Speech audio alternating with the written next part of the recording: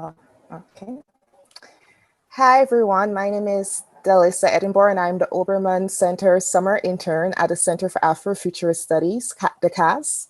The Center for the Afrofuturist Studies is an artist residency program that reimagines the futures of marginalized people by creating dynamic workspaces. The Center for the Afrofuturist Studies is an artist residency program that reimagines the future. There's a relay. One second, everyone. Okay, I'll just go ahead and continue. Okay. Today, we welcome you to our online event, Antoine Williams' Conversation with LaTanya Autry and Tiffany Holland. Williams is the CAS 2020 Artist Residence. Williams' mixed media work investigates his cultural identity by exploring power, fear, and the perception of signs within society. An artist educator, Williams received his BFA from the University of North Carolina, Charlotte, and his MFA from UNC Chapel Hill. He has exhibited at the Mint Museum of Art, Michigan State University, Columbia Museum of Art, as well as many other venues. Because of COVID, Williams' in-person residency at the CAS transformed into a digital residency. His residency project, entitled Black Fusionist Society, is a transmedia historical fiction project based off of the Wilmington Massacre of 1898. Tonight, he will be in conversation with cultural organizer LaTanya Autry and scholar educator Tiffany Holland.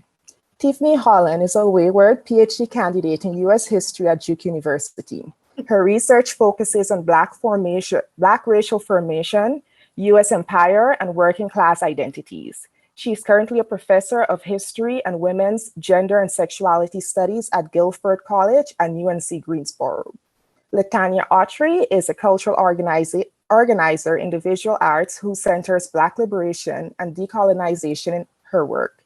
She co-created the Art of Black Descent, an interactive program that both promotes public discussion about Black liberation struggle and co-produced #MuseumsAreNotNeutral, an initiative that calls for an equity-based transformation of museums. She has also curated exhibitions and organized programs across the country and is completing her PhD in art history at the University of Delaware. Thank you to all of our participants from the CAS team, especially Antoine, who has been a joy to work with throughout his entire residency. This project is made possible through generous support from the VIA Art Fund, Wagner Foundation Incubator Grant Fund, and VIA Grantee Emergency Fund, and the Iowa Arts Council Emergency Relief Grant. Thank you again to all of our participants, and I'm really looking forward to getting this discussion started. Hey, thanks, Delissa. That was great. So before we jump in, I want to just also quickly give some thanks. Thanks to the Center for Afrofuturist Studies, Public Space One, curator Aunt Duplin, Camilla Strong, John, all of you there at Public Space One and the Center for Afrofuturist Studies. Appreciate you all kind of supporting all of my wacky ideals. So before we jump into this conversation, I want to just sort of briefly talk about my project that I'm working on while in residence. So I actually started it maybe a year and a half ago. But this residency is kind of giving me a chance to further develop it. And so essentially what I'm doing is I want to use collaborative storytelling to create digital Black folklore. There's somebody that needs to probably mute because I'm getting a feedback. But anyway, so using collaborative storytelling, and my goal is to create this digital Black folklore, right? This folklore that lives online. And so what I've done is that I've created this narrative titled Black Fusionist Society, and I've made imagery and some text, like a manifesto and a history, and that lives online, right? And so it lives on my website and also lives on the Center for Afrofuturist Studies website as well. And so what I'm doing is I'm inviting fellow Black artists, writers, scholars, thinkers, anyone, right, to look at this this text and this imagery, and from that, hopefully you can create stories, narratives, create artwork, and then you take that and that is shared online. And use the hashtag Black Fusionist Society, and then hopefully then other people will come along and they create stuff from that as well, stories from that, and hopefully from there we create this. You're creating this Black Fusionist Society mythos, this narrative, and it's Black folks from various with various identities from various walks of life, right? And so the stuff that I've done thus far just sort of is the foundation for it. And so just really quickly, like the narrative, the story in itself it's a historical fictional narrative. So it starts with the very real history of the Wilmington Massacre that happened in 1898, where the Klan kind of actually pulled off the only coup d'etat to happen on American soil in Wilmington, which was a very prosperous town for Black folks. And so they put off this coup d'etat and they murdered hundreds of Black folks. And actually during that time, during the massacre, some of the Black domestic workers actually hid in the cemeteries and the surrounding swamps as a way of, staying safe. And that's sort of where my story picks up, in that I take five women, they get 11 children, and they leave. They go to a unnamed town in North Carolina, and because of this traumatic experience, they were like, well, we're going to create our own society, right? And their society has a set of values, a set of ideals called vibes. There's these 10 ideals that they follow, and ultimately their goal is to further migrate, and they want to go to another dimension so they can create a society without anti-Blackness, without white supremacy, right? And so that's sort of the foundation for it, and hopefully I can get other Black folks to kind of jump in and have conversations around it. But so that's that. But what I want to do is jump into this conversation we're having tonight with my two friends here, LaTanya and Tiffany. So our conversation, we're going to talk about a number of different themes, but we're looking at sort of three major texts. And one of the texts is the Black Fusionist Society, but also Tiffany and LaTanya supplied various texts as well. And one is excerpts from Saidiya Hartman's Wayward Lives, Beautiful Experiments, Intimate Histories of Social Upheaval. And then there's Robert D.G. Kelley's Freedom Dreams, The Black Radical Imagination. Okay, how are y'all doing? Great. Thanks, Antoine, for setting us up. Yeah. I'm gonna jump into this first question, and then we can just go with it, right? So how can we use history, politics, and art to understand Black identity and humanity in both our past, present, and our imagined futures? So can I say something about the readings? Tiffany, I teach with Tiffany at Guilford, and Tiffany's awesome, and we geek out all the time. And we had a chance to teach this class at Guilford, and Tiffany actually assigned the students to reading Robert D.G. Kelley's reading that we're using tonight. There you go. Yeah. There you go. Yeah. And not the whole reading though. Not the whole reading, right? Yeah. But so you have that reading, and it kind of blew, and it was like a big inspiration. That text was a big inspiration for Black Fusionist Society. But looking at that, and then also LaTanya's reading as well, I really enjoyed. You have these. They're both these historical documents, but this Kelley is talking about this broad swath of how Black people are freedom dreaming and creating myths and their reaction to society. And then you got Hartman is looking at these small intimate moments, right? And I love how we have that spectrum, right? And I think art does that, right? It shows the spectrum of Black reality. But I love how these readings pair so well together, and that you're having these small moments like that hallway in Hartman's reading, and also this movement to Black folks going back to Africa. Yeah, I just kind of wanted to throw that out there. Yeah, God, it's so much good stuff. I mean, could you read that question again? How does what? yeah, how can we use history, politics, and art to understand Black identity and humanity? Well, I'm gonna just say from Hartman, thinking with it, you know, like this book, I got so excited about Wayward Lives. I like the focus, how she's talking about just this hallway, just people's everyday life, and the fact that just poor folks, like this book, what I love about it too, is it's really centering ordinary folks, not important kind of supposedly important people who got to be important historical figures or were able to, like, you know, become the so-called American dream of getting a lot of money and things like that.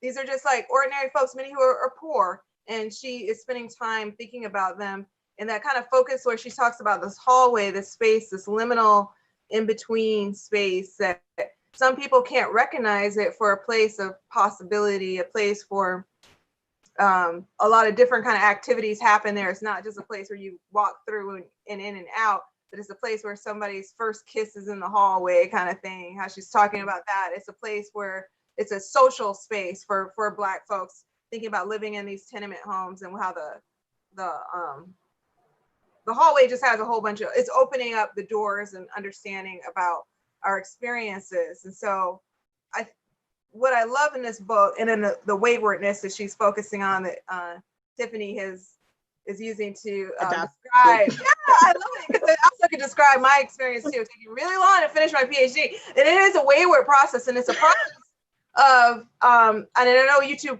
know Fred Moten and Stefano Harney's work as well with the undercommons, right? They talk about that PhD student or something that's taking really long to finish, and it's partly because it's about an undoing. And I think, like with Hartman too, how she's like spending so much time with these records and focusing on ordinary people's lives.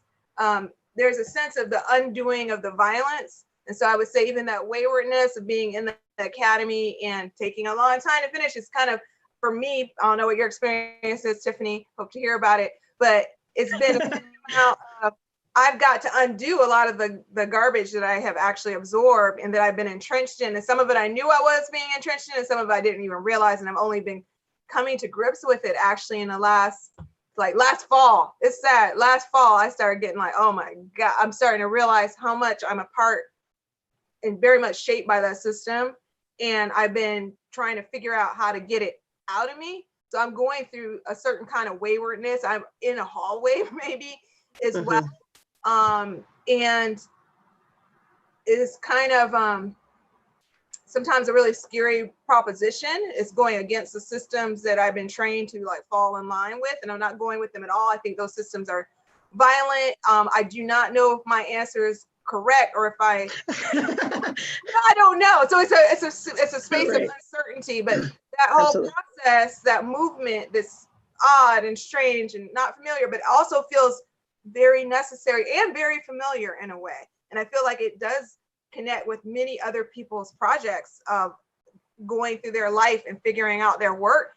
And maybe, I don't know, maybe later on I'll see it as like, I had it together the whole time, but I don't know. I do think it's a freedom project in itself, that the waywardness in the academy. I really hope my advisor is not watching this right now.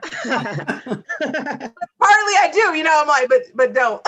This is why I'm not writing right now, what I'm talking about, because this is the work that I need to do that work. I need to be doing some of that undoing.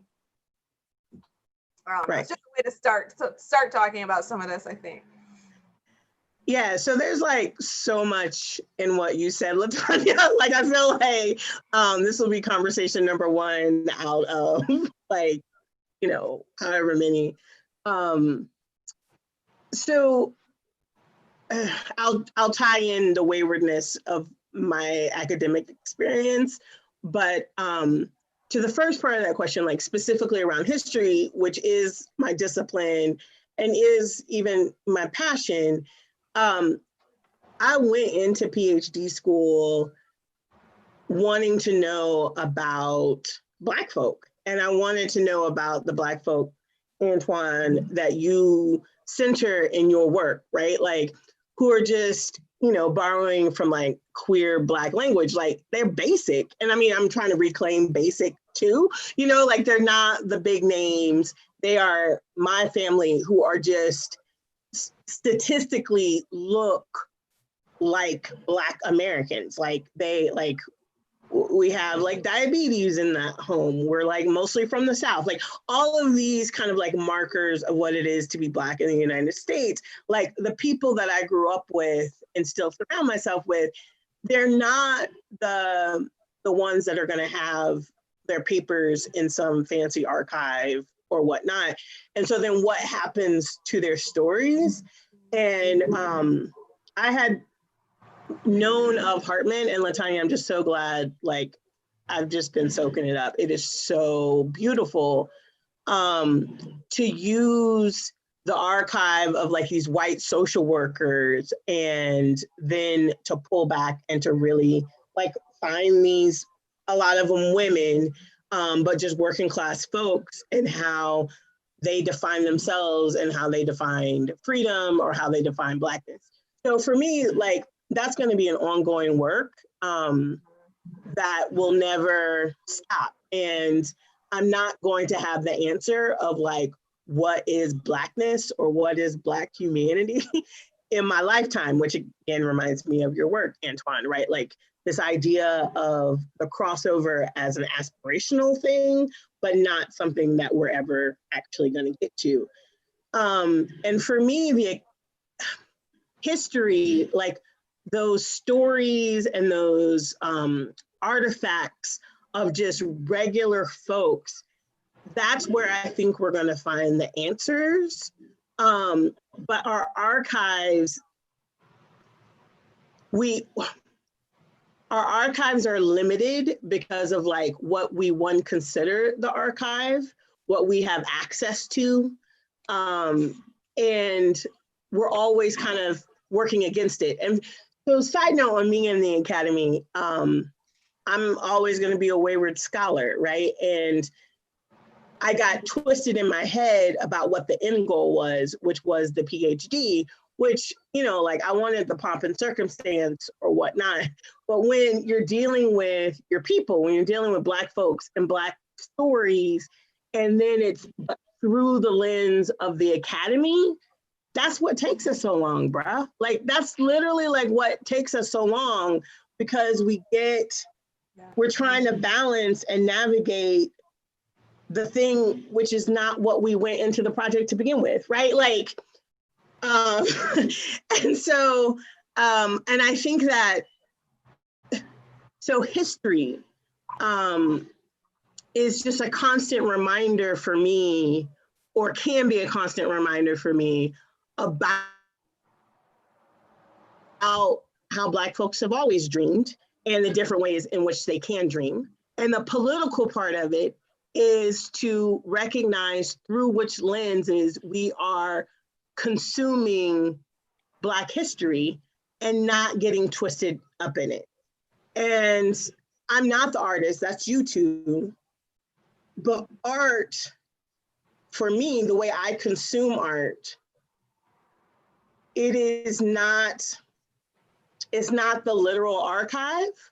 And so I experience art outside of the language that I'm limited to by just my understanding of English, right? Like the visual or the musical or whatnot, I can have a relationship with Blackness or understanding of Blackness that I can't or don't even want to quite articulate through words. Yeah. So in talking to you two, it makes me really appreciate like the historian, right? Because I think that Black folks, we tell stories, we have these narratives, we have these myths, right? And I actually feel that, and this is the question I want to pose to you all, I feel like it's a part of like Black survival, like coming up with these myths, coming up with these freedom dreams. And so there's these myths and these freedom dreams, but then follows the art, right? You have art based on that, right? Based on like these ideals of how we're perceiving the world, how we're reacting to systemic racism. but then how is that then contextualized? And I feel like that's where the historian comes in. And oftentimes, especially looking at like Hartman's work, right? Like those, like it's not. And then also thinking about like what is even considered like art. So yeah, you have like your Kara Walkers or your Carrie Mae Weems. But thinking about so in the Hartman's piece, right?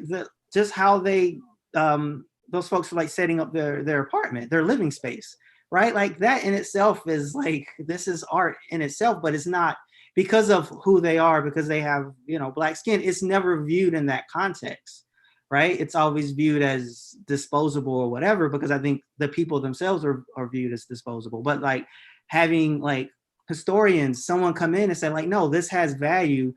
And it's so interesting, like how those the folks that came in and like were taking photos and kind of writing like about them, like how like that was like completely not visible to them, right? Like they were kind of like not able to see that the humanity and the beauty in that, right? And I feel that happens a lot in like when Black people make art, right? Like even art that's like consumed by white audiences, I often think like a lot of it is like some of it's like like it's not fully understood, right? And then I think that's where the historians come in, like, and historians like you two and like Hartman, that can finally like contextualize this and contextualize it up against like Black reality and these myths as well. But just to like kind of go back to that question, like, yeah, I mean, do you think that like these, because like you have these myths and some of them, we can get into it, like, I don't think all the myths that we come up with as Black people are like good. Like some of them have problems. But I really do feel like it's a mode of survival. So can you be specific, like just in general for the YouTube world? Like what are the myths? Like what myths are we talking about? So let's say one that like, let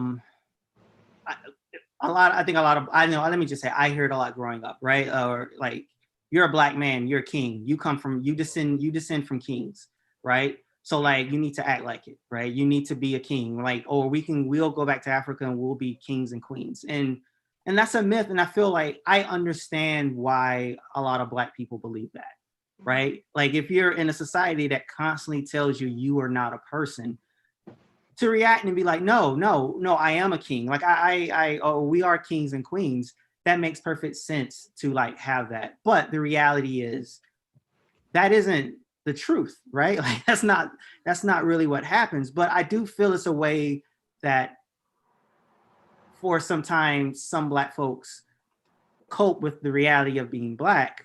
But even within that, and speaking to just like my identity as like cisgendered heterosexual Black man, like you want to be a king so that you can like dominate and still dominate in this sort of gendered like hierarchy. So it's that in itself is problematic. But yeah, I feel like that's probably a problematic myth, but I understand where it comes from.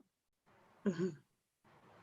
Yeah, I had to jump up and grab my picture, Antoine. I pointed this out before that I keep a bunch of these, and I think it's problematic in some ways for sure. And there's questions about even this type of imagery, but this is basically, I mean, in terms of its some other things. Anyway, I won't get into all that, but it's basically a picture of enslaved people being held in a ship as cargo. And about a couple of years ago, I decided that I needed to keep this kind of image around me, like everywhere in my office space when I'm writing my dissertation. I needed to be reminded because of this. Yes, I had, especially as when I was much younger, been consuming. And still, I mean, I got some little Nefertiti earrings. I got these little fake gold earrings, and I like them still. But I mean, I think of things about them. It's fine if it's just a little bit, and I haven't gone too far with that. But I grew up in that kind of like Black women are queens, and we see it even on Instagram. Everybody's got those hashtags, and I get it. I get why that's there, but my people, this is my people. I keep this to remind myself when I'm doing the work, because I'm working on a dissertation on lynching, the memorialization of lynching violence. And I grew up, and I admit like my grandmother came from Mississippi and had left, ran away. She was part of that the exile that happened, the Great Exile. People call it the migration, the Great Exile out of the South, and then found, of course, a lot of racism in these northern states as well. And she moved to Chicago and then later to this little town in the Detroit area, and found a lot of stuff, a lot of racism, hardcore racism in the North as well. But, you know, part of her leaving the South was to get away from a life of, her parents were sharecroppers, and she called sharecropping slavery. She saw it as basically the same thing, and also the lynchings that she saw when she was there. So I just try to keep this note to remind myself about the myths is, well, there's another myth, right, about leaving the South and you are getting away from racism. Again, there's a reason why people had those thoughts, of course, right, and for real valid reasons, but often encountering very hardcore, very virulent racism in the northern states as well as out west and in other places. And so people, you know, then we saw a group of people coming back. I guess it was in the 80s or something. I don't know the date exactly, but there's a certain zone of time, like after the last wave of the so-called Great Migration, exile, many Black people return back, right? So anyways, some of those myths I have is trying to fight that kind of disavowal of the lynching history, even in a way. So I'm working on lynching in the dissertation topic and finding myself, yes, extremely repulsed because it is a repugnant history and it is so violent and disgusting. But also there is, for me, a desire to try to disconnect my own history from any of that lynching history, from any of this. And I realized that and that was a way of trying to maybe save myself or try to see my particular family unit as separate than, not that could have never been our fate. When I know if I just pick up my phone, that's our fate right now, right? But I realized somewhere in the writing process, part of the problem I was having of doing a topic was that I had I was still holding on to some of those myths, still wanting them. So that's why I had to put these horrific little notes all over my office space to remind myself that these are my people. You know, I look at a lot of lynching images, and that's a whole conversation about that and the problematic nature of that. I don't actually post those all over because that's already the work that I'm doing. It's for me to keep myself grounded, which is a weird word to say actually about people in a transit state of the transatlantic slave trade. But anyway, it's one of those myths, and I am trapped in it because I feel I actually had to be forced to consciously engage and fight that myth all the time. Because even if me saying it right now don't mean that tomorrow I'm not going to be getting pulled back into that in some way. So it's not about the never-teetering so much, right? That was high school. But it is a certain disavowal of the history that I really have, and that most African American people have in this country, a desire to get away from that, to be in exodus from that, when in reality, those are my people. And so why am I doing that? But it's about a certain kind of self-protection. It's a lot of crap mixed up in it. And I would also say you can add in class elements as well, too. Yeah. Yeah, I mean, the idea of like, is this for our survival? Like why we come up with these stories and why we hold on to these stories. Mm-hmm. It is, it's definitely to hold on to a sanity, to feel mentally stable, because anti-Blackness is real, white supremacy is real, and it is traumatic. And even individual lives are traumatic, and then our collective story is one of trauma. But to survive, we can, let me see how I can say this, right? Like those stories of the kings and queens or whatnot, that's because we only dream in the language of which we're all submerged, right? So we're in a capitalist society, so we dream through capitalism. Even when we're rejecting capitalism or whatnot, or rejecting anything, we dream in the language that we've been taught. And so to be successful that is tied to money or tied to wealth of any type is a product of just how we engage in this world. And so then the active rejection of that is super hard work. And so then it's just like this moment of like, well, damn, like it's already hard being Black. And then even when we're dreaming, we gotta like do all this extra work. It's the dream, you know, like so that our dreams aren't problematic.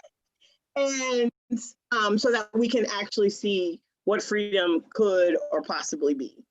Yeah, and I think that's,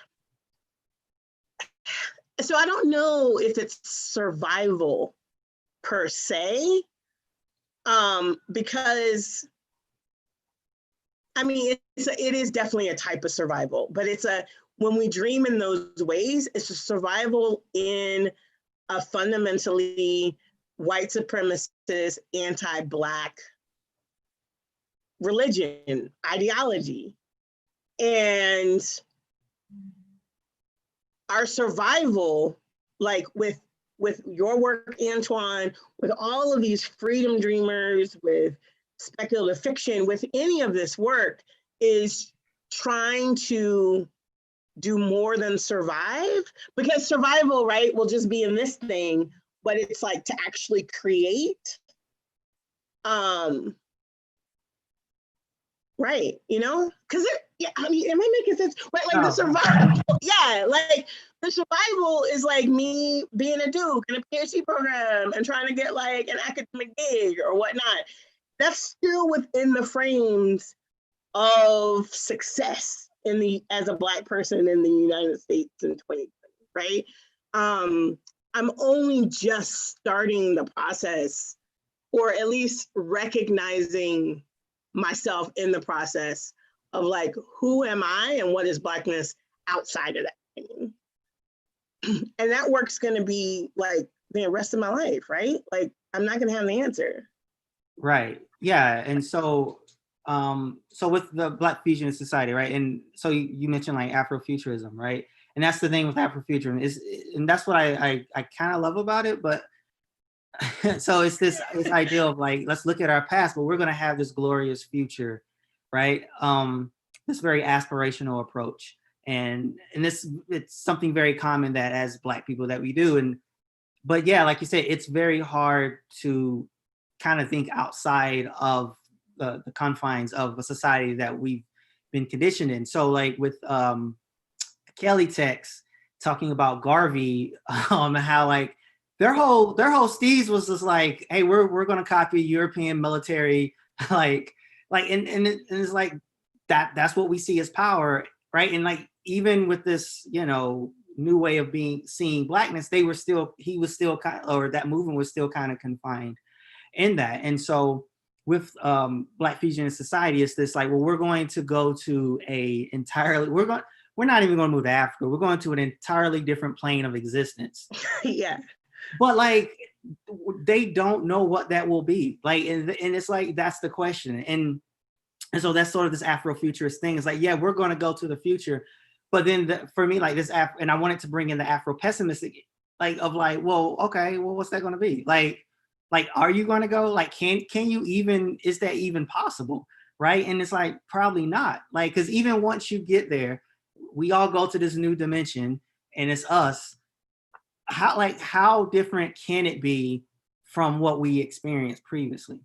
Right. Like that is, and I don't have the answer for that. And the way and with this story, I am giving up a lot of control, like the way I'm telling it. But I'm like, the folks that are in this society, they realize that like, yeah, we may not ever figure out what that is. We might not ever go to this other dimension, or even if we go, that doesn't necessarily mean success, because this is a constant thing we have to do. So yeah, that just kind of relates to what you were saying. Yeah, absolutely.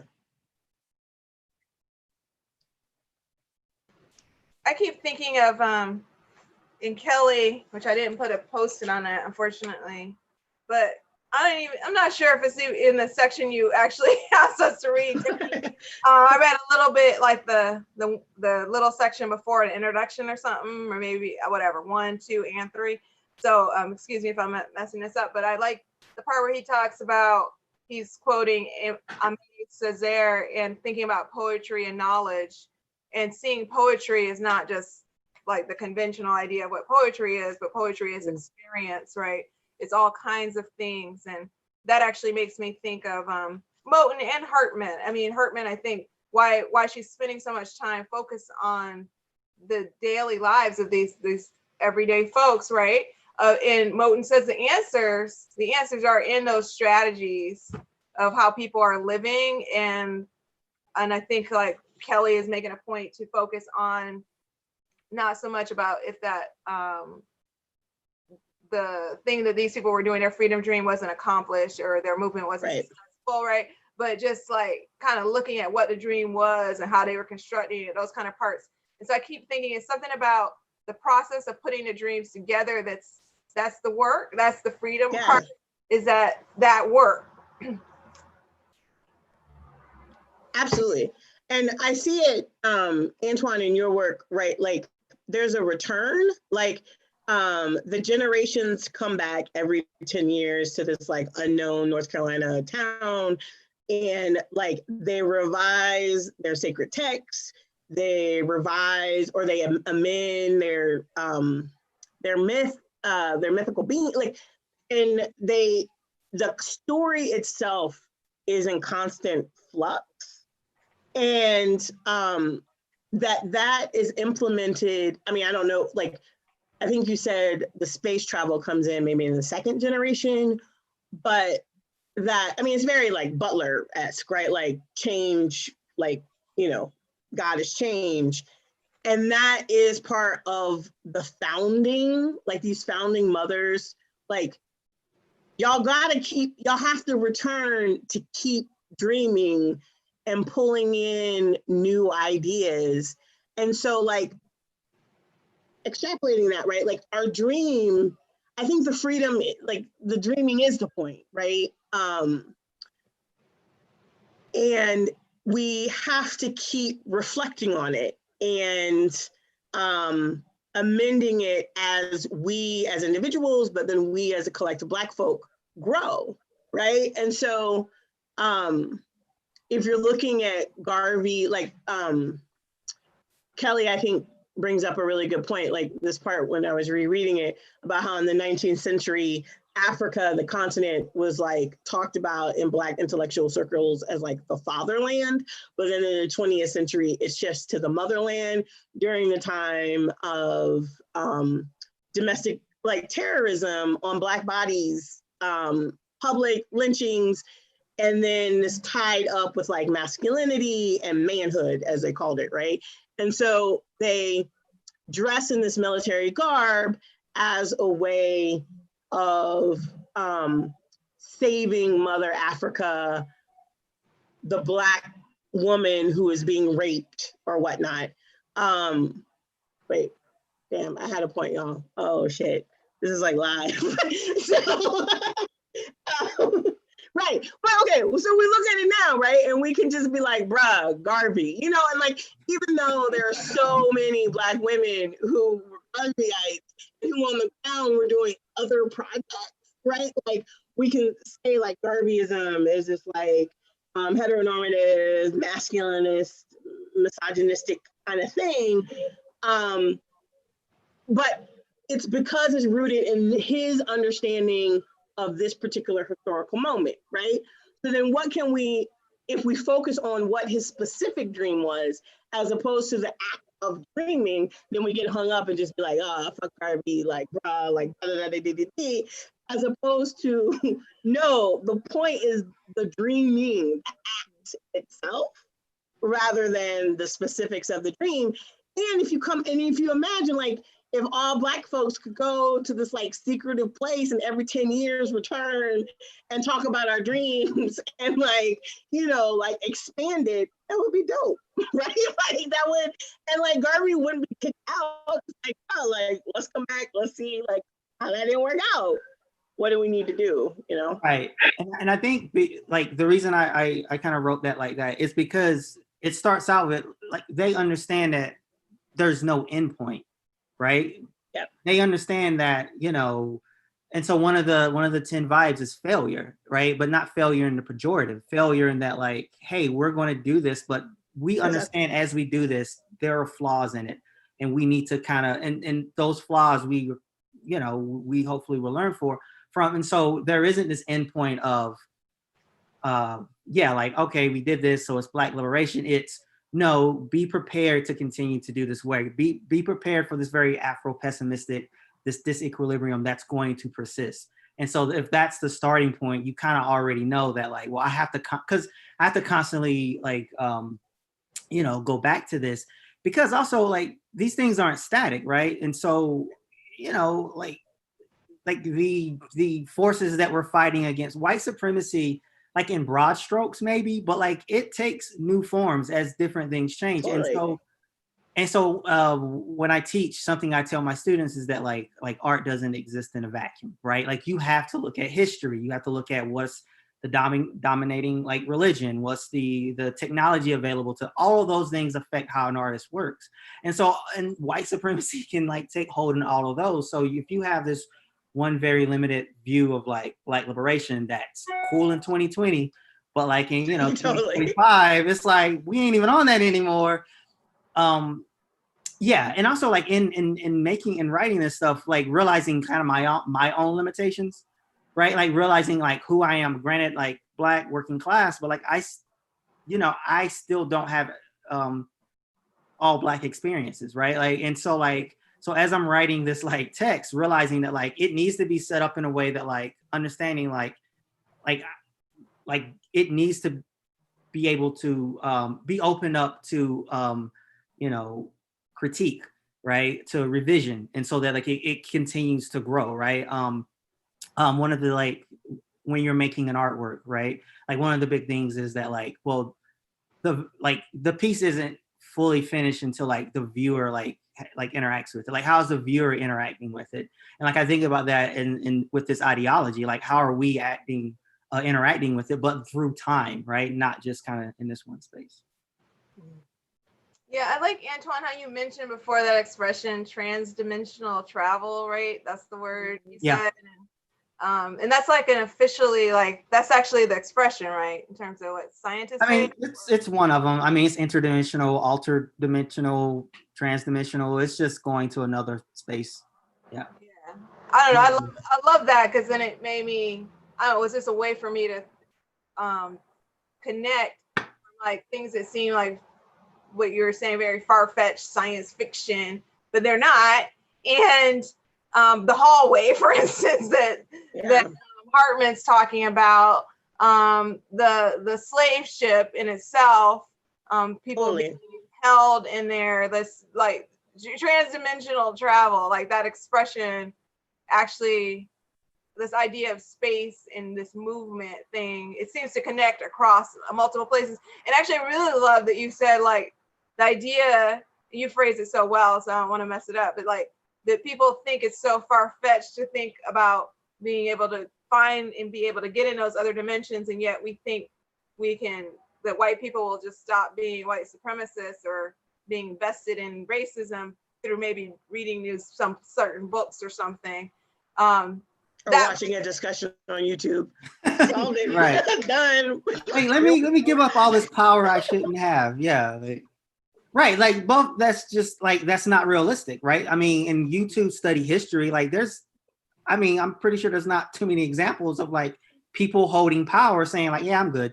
Like y'all can have it. Like, and so like, that just seems, I mean, it could happen, but like, it just seems, but like dominant conversations act as if that's just around the corner, which always to me is really perplexing. Whereas, you know, traveling to another dimension is technically possible, but like they seem to be like on the same plane to me. Yeah. So LaTanya, you you had mentioned in our chat before, like a question about like collective dreaming, freedom dreaming. Yeah, I guess I was trying to get at, like we were talking about, I guess what you were saying. So, okay, for instance, these Black folks do make it to this other place, this other plane, this other dimension, some other planet. Do we actually have collective liberation, collective, is this dream collective? Or, because we have stratification, and we can think it's, some of that's really because of white supremacy. And I think I mentioned, I found a quote before, which I cannot find a person who said that, but like, white supremacy is so entrenched in our society, it's going to exist without even white people. So do we go to another dimension and we still have white supremacy even with no white people, or we just have so much class issues, we have like gender oppression happening, like like all of these other things that are compounded through white supremacy here. But also I'm just like, like kind of thinking it with Kelly, like people thinking that Africa before slavery was this kind of perfect place, and we know it was not. Actually, it was really violent. It had gender oppression and like various things, right? It had slavery in a different kind of way, not this chattel slavery kind of thing, but a different kind. So I'm interested in like, what is a collective dream? And I'm interested in freedom projects now that we see with like the movement for Black Lives and certain organizers like Charlene Carruthers' book, Unapologetic, and particularly focusing on Black trans folks and having more of a voice and making sure that they're centered in any kind of freedom dreams for Black folks. Because if we don't have that, then we don't have a freedom dream for all Black people.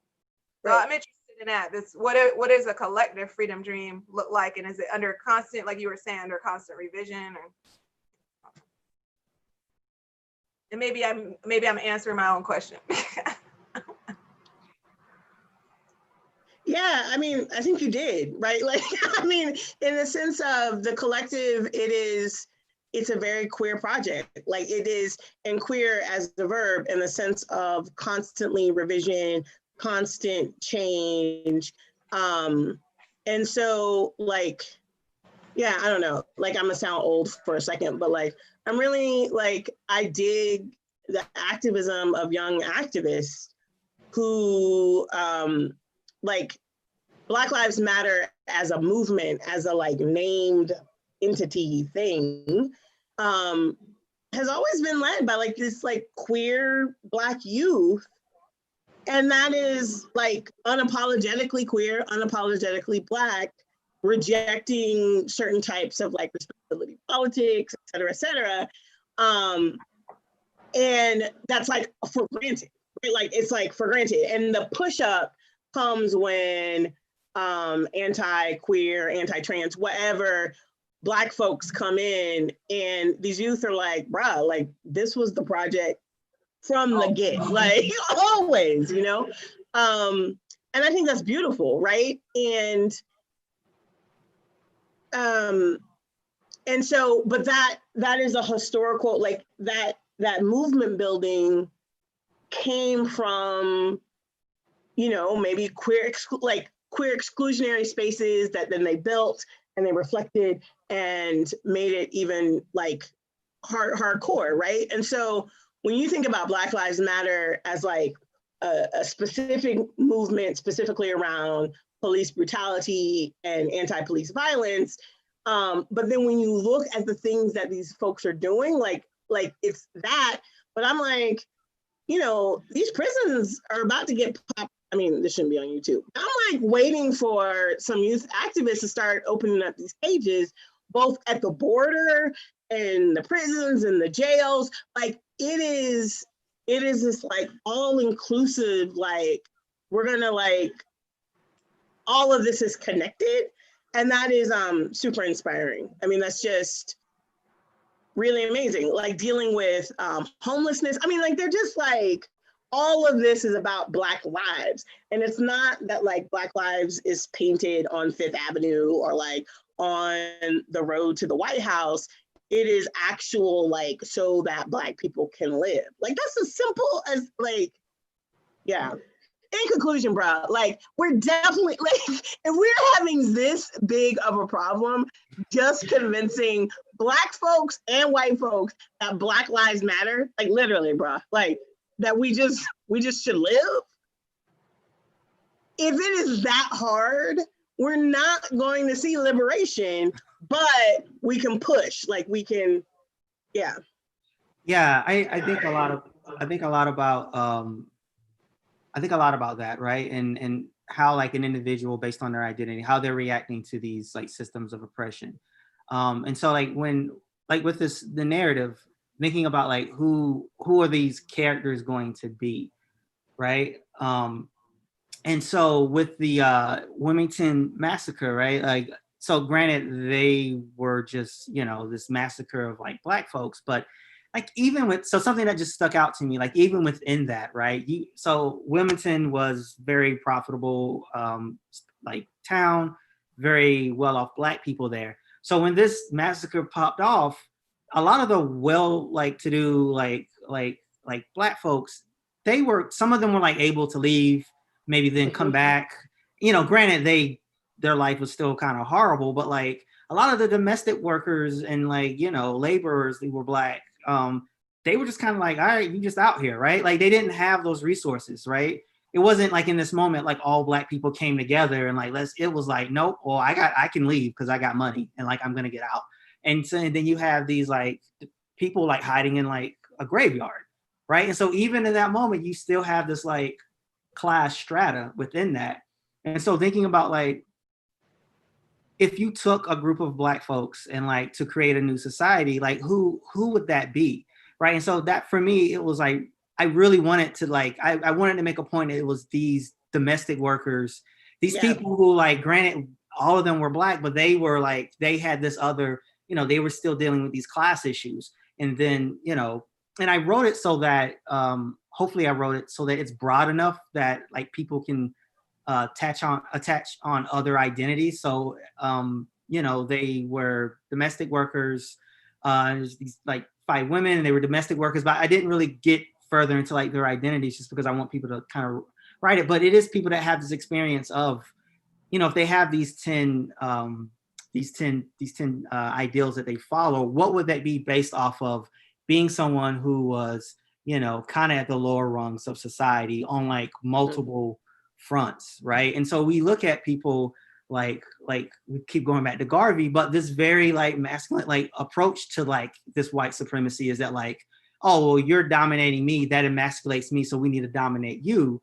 And I'm like, that's not what I wanted this to be, right? And so it was like I'm pretty sure like, and I'm thinking of when I was writing this, I was thinking about like kind of like Black Panther, at least in my experience, is very masculine approach to like Black liberation. I'm like, those 10 ideals wouldn't be my ideal society or what I imagined that would be. And it's like, who are the people that will create something that is more equitable? And looking at like bringing it back to what you said, Tiffany, like, yeah, these young Black queer folks and Black Lives Matter, like they're like understanding that like, no, it's not this sort of section off ideal of Black liberation, which honestly, at least in my experience, like, especially in like my younger years, that's what I experienced is very much like, no, it's about a particular portion of Black folks getting liberation and then everybody else will just fall in line or you'll get it whenever or whatever, right? And so, yeah, that just plays a big role. Like who's doing the world building, who's doing the myth making, I think plays a large part in it. Yeah, I mean, we have that so much. We could have like real long, interesting conversations about the art world and Black art and Black artists and what Black art means. What does it mean for what we see, what some people perceive as achievements? Like we know in the last 3 years, certain white dominated museums, white led and white centric institutions start buying art by Black people. And some Black folks are like, yes, that means something, you know? And I'm like, it sometimes don't even, I mean, a lot of times it don't even mean that those artists are making any money off of that either. And it's just a few, and it's certain blue chip artists. And it's a narrow band. Who is that actually who's actually benefiting from that. And then we could talk a lot about what it means to be in these spaces as a Black artist, as a Black curator, and yeah, I mean, we could, and that's a conversation that really should be had, especially in like the visual arts world. It doesn't happen that much. I think Black folks have these conversations sometimes amongst themselves, but more broadly, we're not having it because we do have, and we got a lot of respectability politics up in the art world, this dominating what happens and what is said, how curators behave, what gets shown, just all the things, right? And we have, like, I always mess up his name, Alexander Waheli. I might pronouncing it wrong. He wrote that book Habeas Viscus, which I have not finished. It's kind of like one of those theory books. It's like, whoa, okay, this is gonna take me a long time. So I have to say, it looks like really good, but I only got through a certain band of it at the beginning and then didn't keep going. But I love this expression in there. He says, exclusive inclusion. And when I saw that, I was like, yeah, let me just stop right there. Exclusive inclusion is kind of, we can have a few of you in here, and it's just a certain band of people who can come in here with certain backgrounds, and everybody's got a PhD. You got to have a PhD to get up in the door. And then it's just that. We stop there. We're not including all these other folks, right? So we don't have a collective inclusion. And you know what's sad is there are a lot of Black people that are okay with that. Yeah. And that's what's really disgusting too. You turn around and you figure that out, of course, you know, and you're being tokenized in these institutions and so forth. And then you start talking about it with some people, and there are Black people who be like, oh, be quiet about that. Because it's helping them, because individually, you know, that exclusive inclusion has helped certain people, they think, you know, in a way, but it's not. Actually, I'm also like, we are also like usually way more like ridiculously qualified for something that somebody else didn't have to hardly have any experience for and able to walk in the door. We had to be like 10 times the experience or something to be in that selective group. And you sell certain things, you play this game of silence and erasure and non-collective, and to not be part of that revision, and so to be part of that system, unless you go that wayward way, and you stay with the Maroon Society, and constantly have to fight for that, and you have to fight with other Black people about why you're doing it, and that's what's really disgusting. But I guess that's the freedom dream too in itself, and that's the project of how one does that navigating this part of the dreaming. I think it doesn't feel good though a lot of times. I know. Yeah, definitely. Yeah, that's a whole other conversation. Like, yeah. It is. I need to talk. I real talk. I might need to talk to you offline about this stuff. But like we're at 8 because o'clock. there's not, because I know we're out of time, but because one of the things that we're not going to be able to talk about, but that I've been thinking about through this conversation, is that you set this coming out of like the Wilmington coup, as opposed to like, I don't know, like even Black Wall Street or like Haiti or like whatever, because in this particular iteration of white supremacy, it was actually crushing like an interracial, like democratic project. That was Wilmington. Yeah, you know what I'm saying? Like that was Wilmington, like, and that the protagonist of your story, like even though it's this fusionist thing, rejected, and it's Black folk, right? Like, anyway, but again, that's what I want to talk about next time, bro. So, yeah. How many more of these are you gonna do? Oh, I mean, this was like the only one. We can just get together and talk. I'm always down for that. But I don't know, maybe, so I have 2 events for this. But I have 2 events. We can probably like figure it out to do something like later in the summer if you want. I'm down for that. So I'm trying to do a gathering, like a Black Fusionist Society gathering. Maybe we can continue this conversation during the gathering. oh, that'd be dope. Okay, that makes sense. All right. Thank y'all. I really appreciate that. Tiffany, I haven't seen you in forever. I know. So It's really I good to know. talk to you.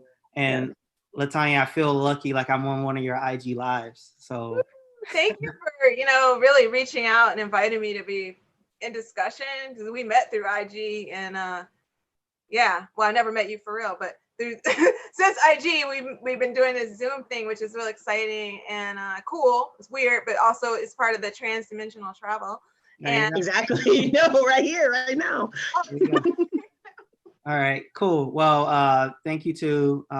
Really appreciate it. And thanks everybody for tuning in. And catch you later. All right, bye. Bye-bye. Bye.